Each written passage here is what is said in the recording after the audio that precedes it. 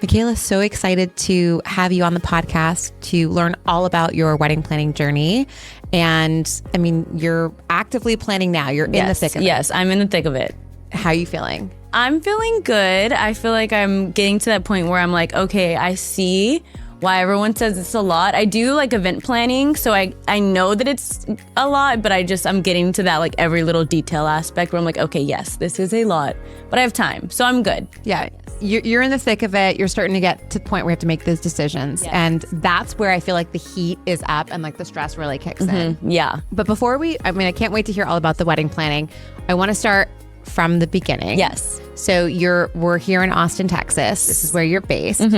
And you've been creating content for how long? How did you get into it? I actually started creating content in 2016 before it was creating content, I actually wanted to start modeling. I'm from California, but I moved to San Antonio when I was 10. So I feel like at this point, I'm 27 now, I have to Texan. Claim it. Yeah, I'm Texan at this point, I claim it. But in 2016, I really wanted to move back to California. I have family there and I wanted to like pursue a modeling career. But I was really just scared to make that jump. So I was like, I'll just start working with local photographers and just build my portfolio. So that's kind of how I got started, because shortly after I started doing that, I started getting collabs with brands. So then I was like, okay, this is cool. I'm like modeling, not in the way that I thought I was going to, but so that's kind of the industry is completely changed. It's so right? different. It's so like different. Where people used to be runway, go on go-sees in LA and New York. Yes. It's now it's so create different. your own content, collaborate with photographers. Exactly. And also now Austin is such a great market for models and agencies, and so many brands are based out here now. So there's really a market for it now out here. So I'm glad I never moved back to California. Plus, I'm with my fiance. But yeah, originally that was my goal, is that I wanted to pursue modeling. And then I just I feel like the content journey found me. The creator journey found me.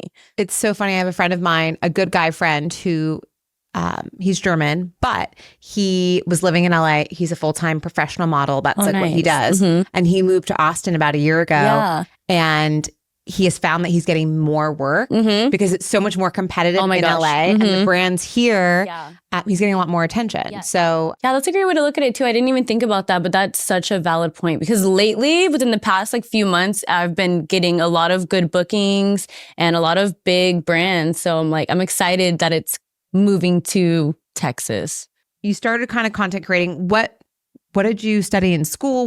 How did you pivot to becoming a model or decide to be that? I actually went to school for business management. And I didn't know what I wanted to do. I just needed something broad enough to give me options, because I didn't know what I wanted to do.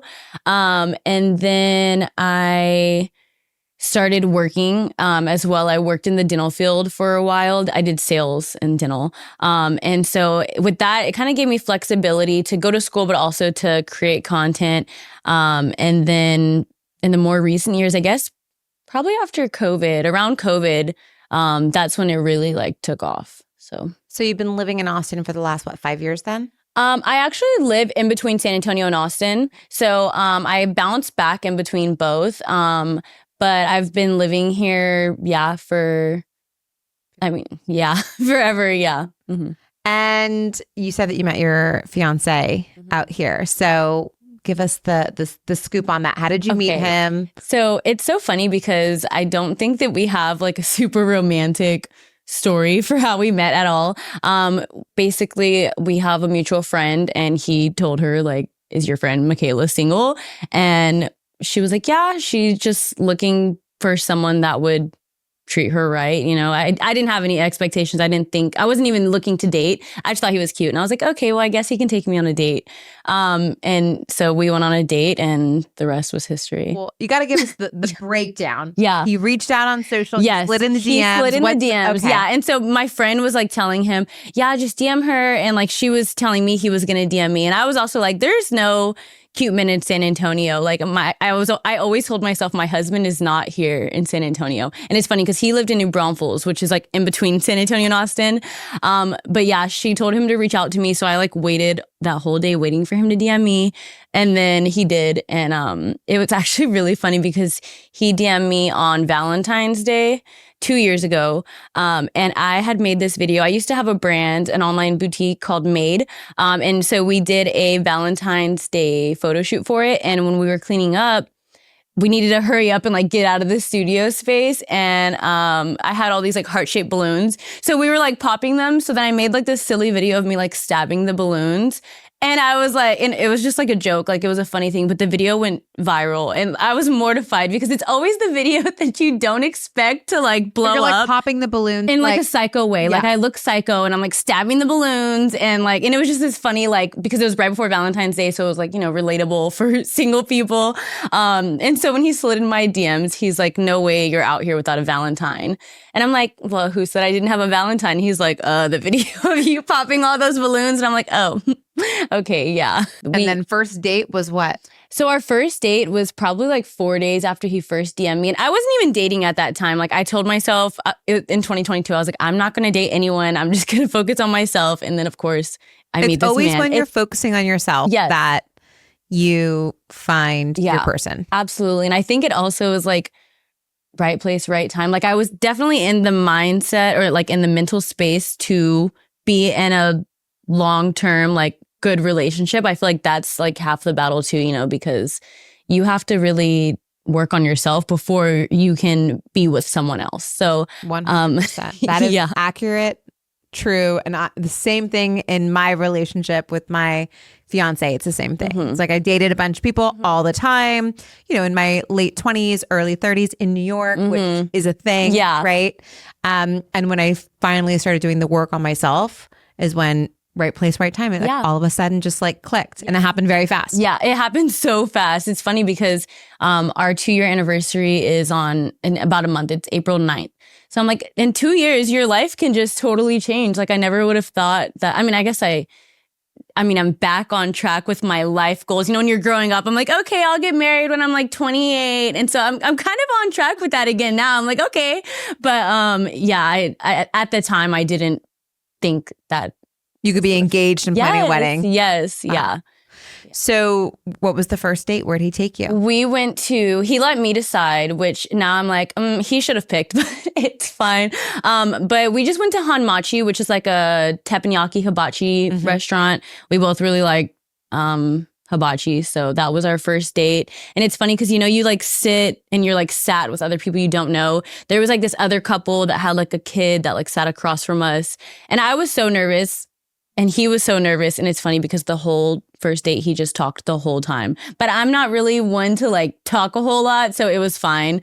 And meanwhile, there's like a whole family watching your first date. Yes. Yeah. And they don't know that it's our first date. I guess they couldn't tell based on like our interaction, our chemistry. But yeah. And they were, it's funny because I feel like they really helped us in that first date because they were talking. And my fiance's name's Cam. He is a social butterfly. He can connect with anyone. So him and the guy, they were just talking but it was cool. Now we love going to that restaurant. My fiance has a son, so we go with him and we went with my family not that long ago too with my dad. And yeah, we love hibachi. So that's our little It was a great first date, but did you know that like, did you have the feels right away? Were you like, this is it? Or I definitely liked him right away. And when we first started dating, we took it so like we went on a date. We didn't have our first kiss for like 5 dates. And so we really got to know each other. And I feel like we just built a really strong friendship. So by the time we got together in April, I pretty much felt like I knew. But it's funny because we started dating in April and I think we didn't say I love you until like June. And I remember in my head, I'm like, okay, well, he asked me to be his girlfriend. He asked me to be his girlfriend in such a sweet way. And then I was like, he's going to have to propose to me. So I guess I could say I love you first. And now I'm like, I should have made him say it first. But it's funny because I knew before I even said I love you, like he's going to be the one proposing to me. So let me go ahead and say this first. So yeah, I feel like I knew early on. I mean, he's such a great person and he has a lot of qualities that I admire and that I would want in a partner. So yeah. So basically taking it slow, the slow burn, and then all of a sudden you're like, I'm in, this is it. Yeah, and it was slow burn, and then we went like 0 to 100. We've been like inseparable since. And so you met, you said February 2021? 2022. 2022, okay. But you got engaged, what, like a year and a half later? Yes, I got engaged in July of last year. So July of 2023. So yeah, it was like... Were you expecting it? Months. So, oh my gosh. So I have to give you a background story to me expecting it or not. So my fiance, his family lives in Hawaii. So he grew up like he always went there every summer for holidays. His grandmother lives there. So I've gone 5 times. In the summer, it'll be my 6th time going. And so in the summer or the winter, we went for Christmas in 2022. I thought he was going to propose then, only because we already had our goals. You know, we had the conversation. Our timeline. We have the conversation.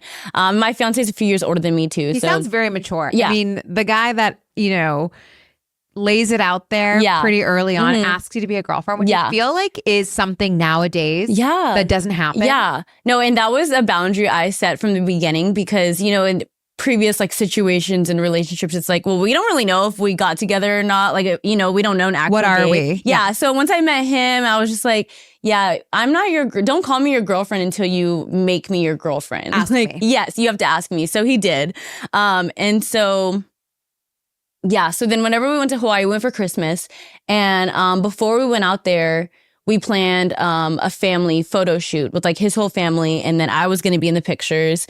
And so like a few days before, his mom's texting me and she's like, did you get your nails done? What are you wearing? So I'm like, ooh. This is in December. So he did not, this is not when he proposed. This is the pump fake. Yes, this is why I'll get into when he actually proposed. So we land in Hawaii and it was like, the way that the photo shoot was set up, because it was so close to Christmas, it was his mom's Christmas gift.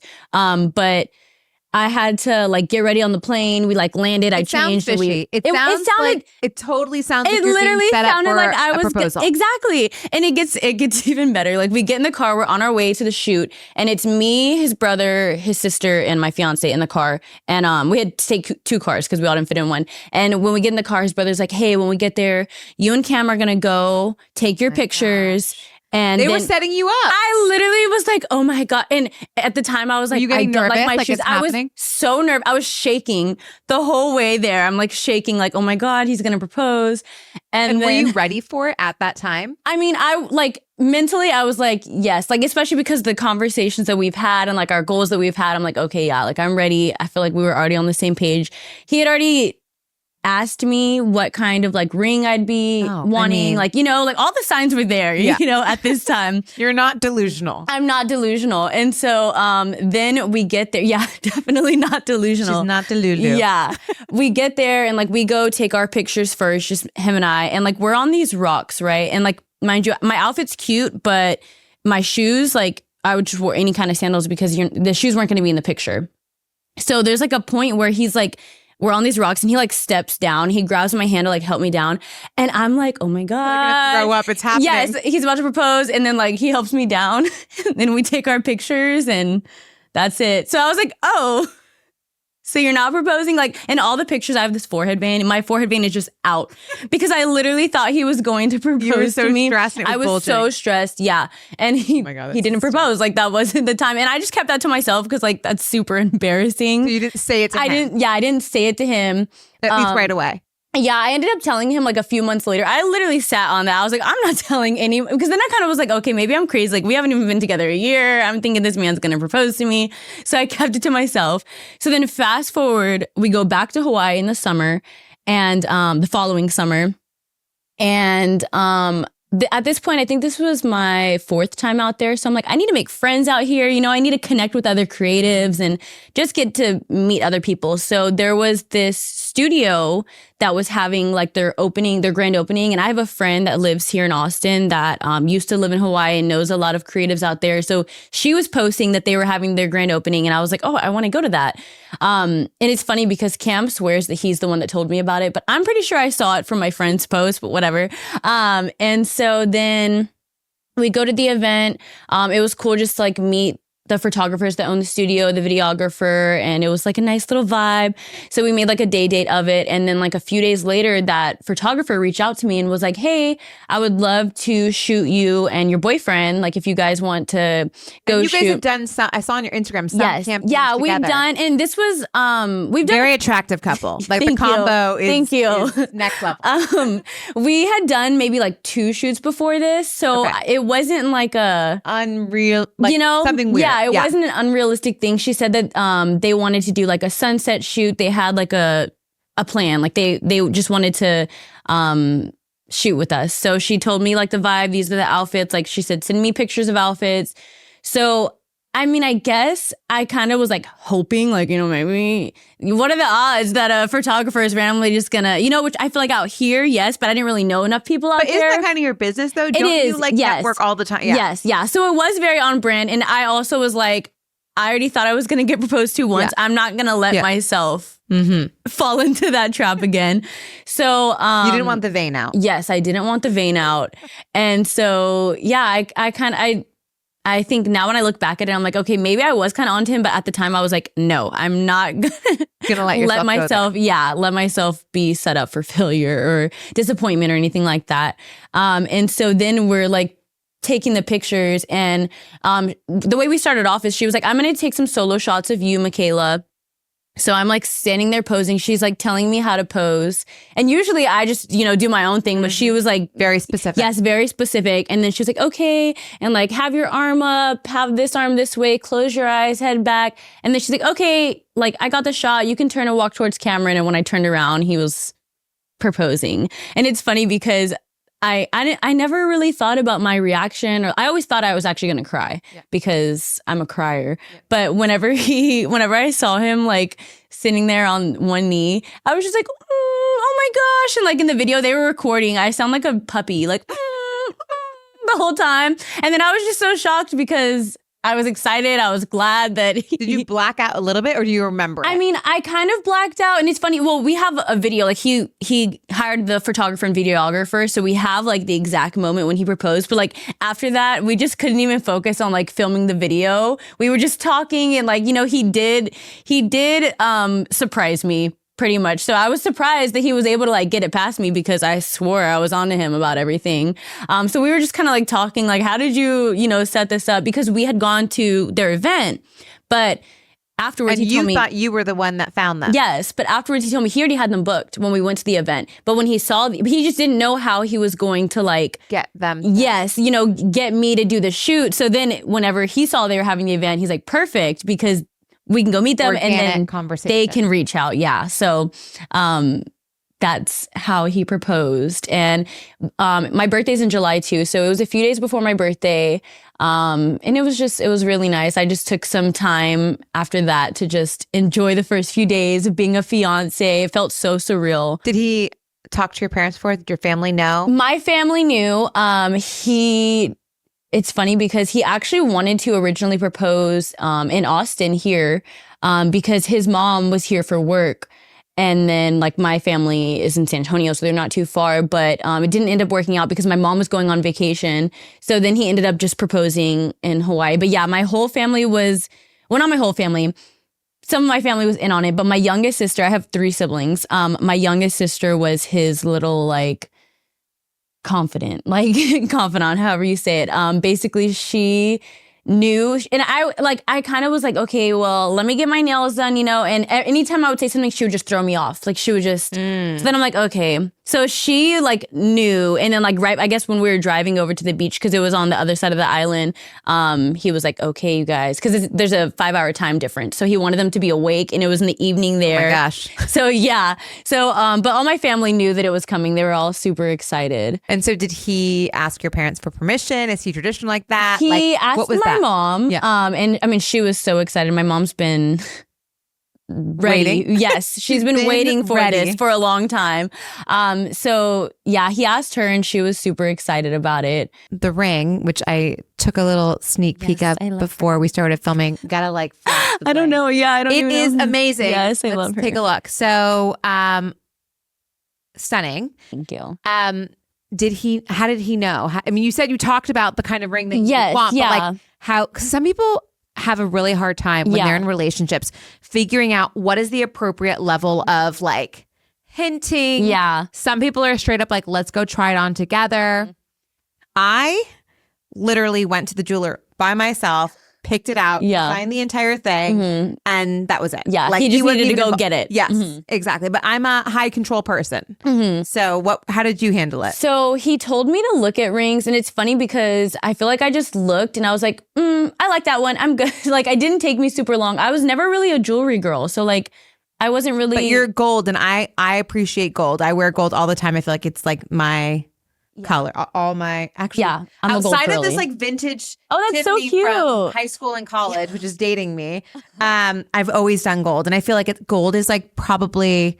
I think it's classic, but it's also really like again back like on trend right now. Yeah, I definitely agree. Gold is very in, and I love dainty jewelry too. So I feel like with this one, I can like dress it up, dress it down. Oh, obviously I always have my ring on, but also I never like had a jewelry collection. So he's starting my like, now I have my third piercing. I'm going to just work my way down the piercings and my necklace and everything. So the starting the collection is a real thing, by the way. Yeah. I had to educate my fiance on that because my brother, who's 1 year older, and I set him and his now wife up, but I taught him about, you got to build her collection. Start with the earrings, then get her a diamond necklace. Like, you got to build up to the ring. The ring is like the big moment, but then you continue. Yeah. You know, there's a building of a collection, which is definitely. Like, when I was telling Jesse about it, he was like, I feel like you made that up. I was like, it's not a made up thing. It's a real thing. It's an unspoken, all the women know. Yeah. And you build it over time. It's over a lifetime. That's why you get a piece of jewelry for a birthday or a holiday. It just means that the engagement ring, this is like the anchor piece. Yes. Yeah, exactly. So you get it. So as you're building it, you're a gold girl. So you're buying it, you're getting it, requesting everything in gold. Yes, I'm requesting everything gold. And so whenever I made like a TikTok folder, and I think a TikTok and Instagram folder of like all of the rings that I liked, the style that I liked. Yeah. But I just have really long, skinny fingers. So I knew I wanted something like simple that just looked well, like on my hands.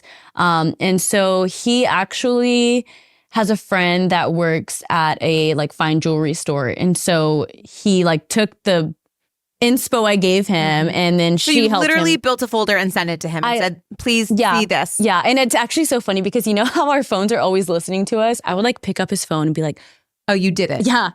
Oval diamond cut engagement ring. Like I would just speak into his phone so all the ads would pop up. Amazing. I was maybe a little delulu, but it worked out. But yeah, the lady that she actually, her dad owns the store. So she just helped him pick out his ring or pick out my ring. And yeah. How long did he have it before the proposal? He had it since April. So 3 months. And he was, and do you live together or no? Yes. So it was hiding in the house? Yes, it was hiding in the house. Yeah. He hid it well, honestly. Even whenever we traveled, because like whenever we go to Hawaii, I try to not overpack. The first few times I had so many suitcases because we'll go for like a month.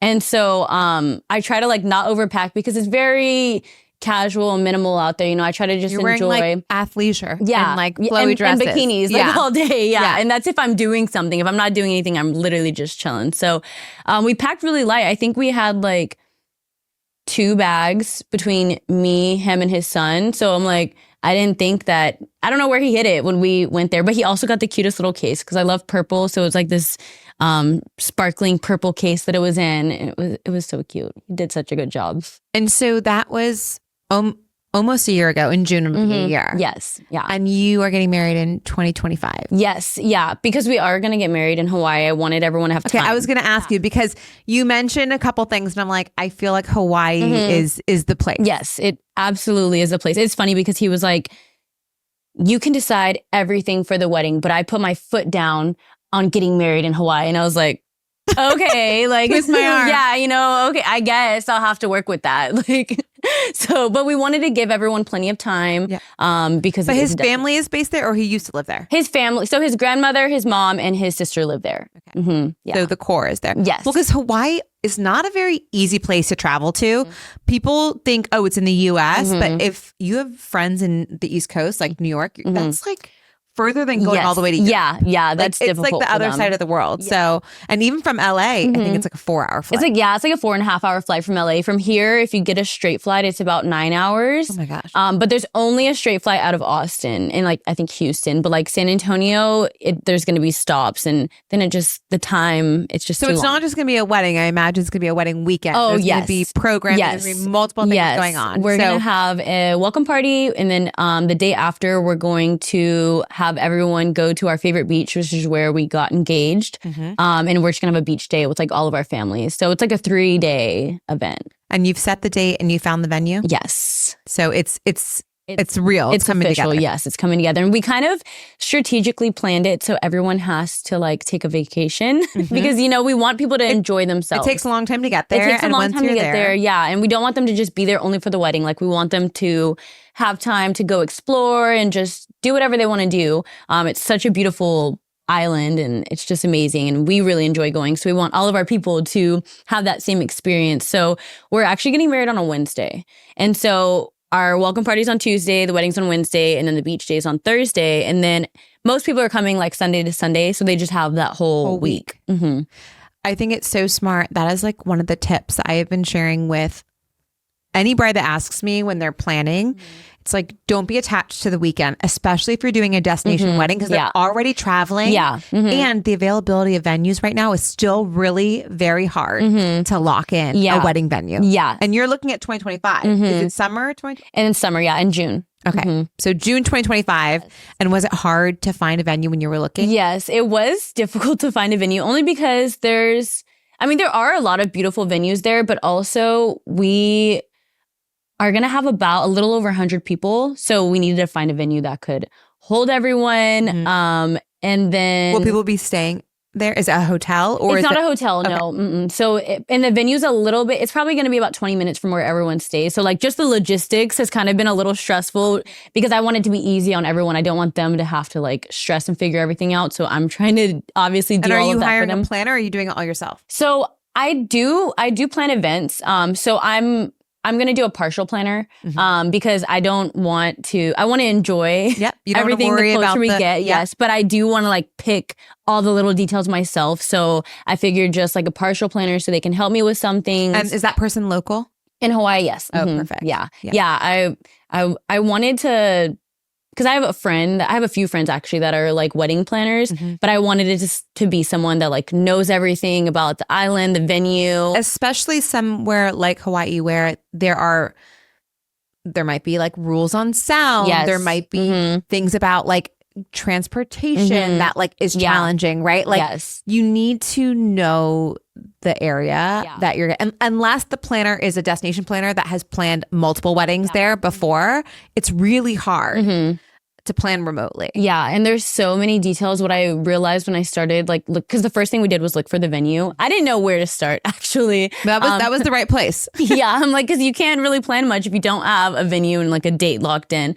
But there's so many venues. They're pretty much like DIY. Like you have to bring every single thing down to like the extension cords that you're going to be using. So it's like having to figure all of that out. That also helps. It's just the venue. It's not necessarily like an event venue that has, a lot of venues will have, when they're proper event venues, will have like rentals built in. They'll have lighting. They'll have some of those things already there. But if you're like, people are like, oh, I'm going to get married in my backyard or on a beach. It's like, you got to bring every extension cord. You got to bring the bathroom. Remember, yes. Yeah. And that's where I'm like, okay, let me start making my little list. And Cam's mom, she lives out there. She's so excited. She's been helping with so much. And she's very detail oriented. So that's helped me a lot because she's just been really helpful with like every little thing that we're going to need to get. Plus she lives there. So she can check things out. She can go do all that for me. So you found the venue. Have you booked your photographer yet? I booked my photographer. We have a team of 3. So it's 2 photographers and then we have a content creator. I feel like I was going to ask you if you were having a content creator because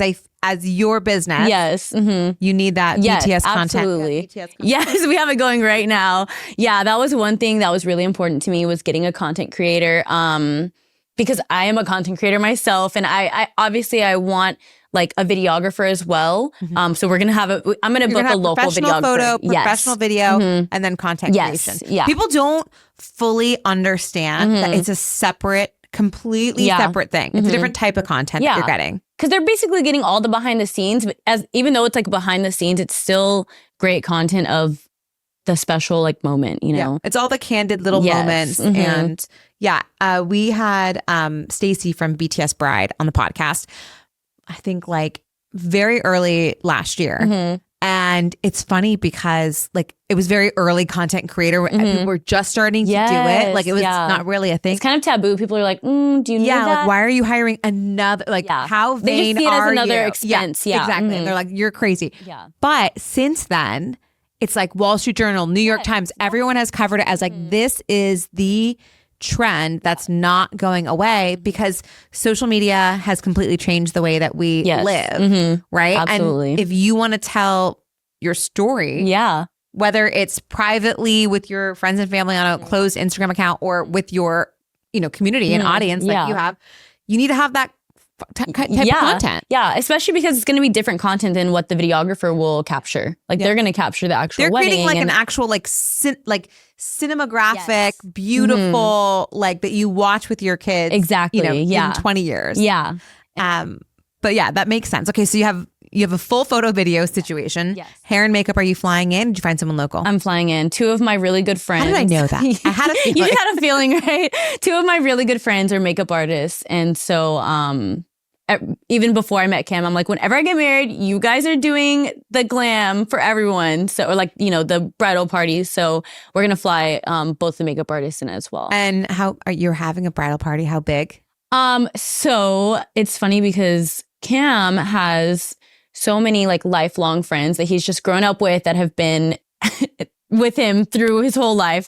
So we are going to have an uneven number. Which is totally normal. And I didn't realize that until more recently because as I've talked to like more like vendors and things like that, they're like, this is normal. Like people do that there's nowadays. two types of people in the relationship. There's the person that has the friends since like kindergarten. Yes. And then there's the one that's like, hey, I have like my one bestie or my two besties and everyone else is, just whatever. That's exactly But it's like super common in relationships. You have two different types of people. Opposites attract. Yes, literally. He's very chill and I'm very not. So, but we're going to have 8 bridesmaids and then 10 groomsmen. Still a lot. 8 is still a lot. Yeah, that's because, let me figure out how I'm going to say this.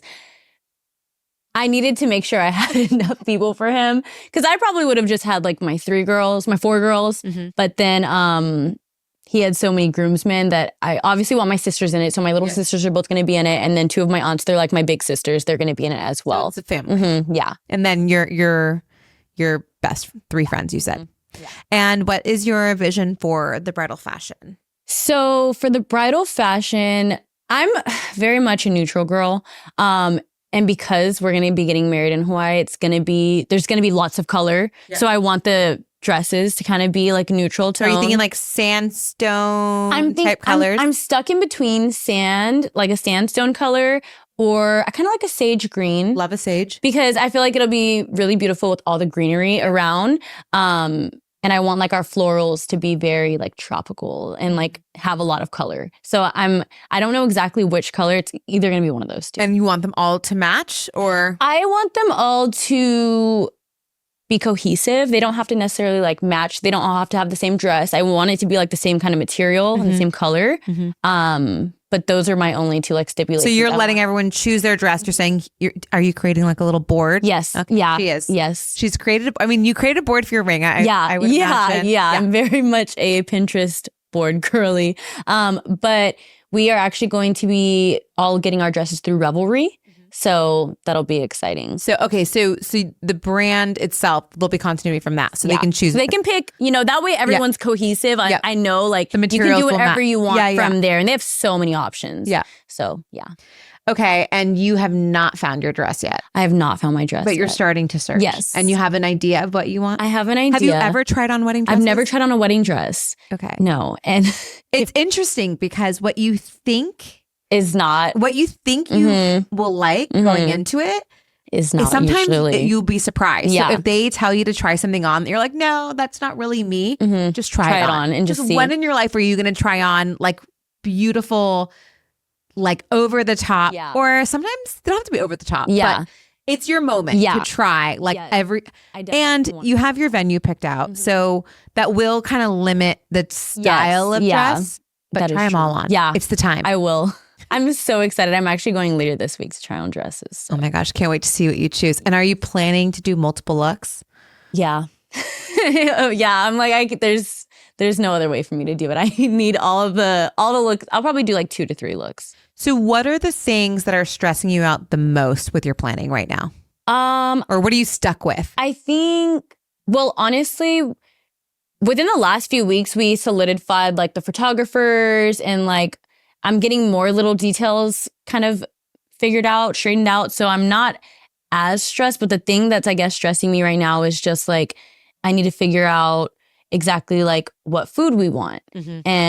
But then also like I want people to have options. So I don't know, just the food and then I guess really like the flow of things for the event. And just because it's like a 3-day, it's not just one day, just having to get all of those like timelines figured out because I feel like it's so far away that I'm like, I don't need to stress that right now. But like for people to plan, everyone needs to know the timeline. And I think it's kind of stressful for me to have to plan so far in advance. Another stressful thing is that in Hawaii, the flowers are all seasonal. So I can't pick out my florals until like you see what's in bloom. Yeah, next year. So that's a little stressful because I can't really pick a color for the flowers. And you're not going to fly in flowers to Hawaii. Like that would be wild. Yeah, that would be crazy. So yeah, I think that's kind of like something that's stressing me, but I'm really just trying to not let it. I don't want to be a bridezilla. And I seems like you have a really good approach and plan and you have plenty of time. Yes. So that was one thing I was like, I need to give myself time because I get stressed if I don't have enough time. So I'm like doing it in phases. So far it's been okay, but I know it'll get a little rocky at some point, but.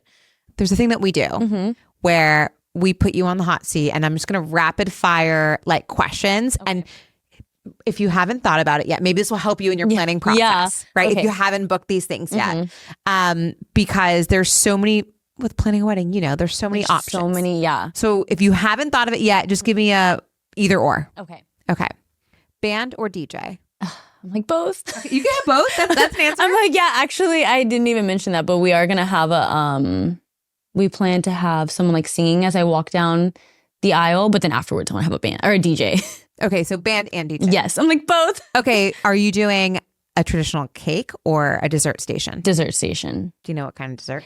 No. I wanted to do a cake, but then I'm like, most people don't even really like cake. I feel like, I mean, I love cake. Yeah, I like cake, but like, I don't know who those people are. Yeah, I don't know who y'all are, but I just want people to have like options. So plus I like them all. I like all the desserts. I think I already asked you multiple looks. Yes, multiple looks. Are you doing a signature cocktail? Yes. Do you know what it is yet? I don't know what it is yet. We love tequila. Cam doesn't even drink that much, but when he does, he drinks tequila. I love tequila. So something with tequila, but I don't know exactly what yet. First dance? Yes. Oh, you're traditional. You're doing all the things. Yeah.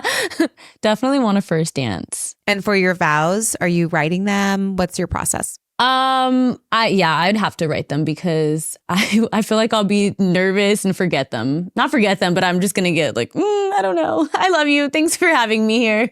And are you doing a traditional ceremony with like a religious ceremony or more like a civil ceremony? More like a civil ceremony. All right. Is there anything that as you've been planning that surprised you that you weren't expecting? I guess just all the little details.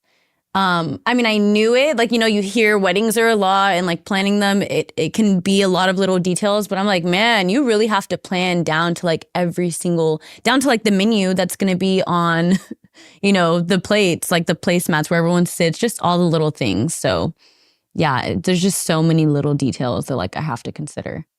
But you're doing the right thing. You're giving yourself plenty of time. Yes, plenty of time. Well, I cannot wait to see the wedding photos. You're going to have to share them with us. Yes, I absolutely will. And I imagine you're going to be doing bridal showers and events leading up to your wedding. So we'll definitely be following along for those. And you'll have to share updates. Absolutely. I will. Along the way. Amazing. Yay.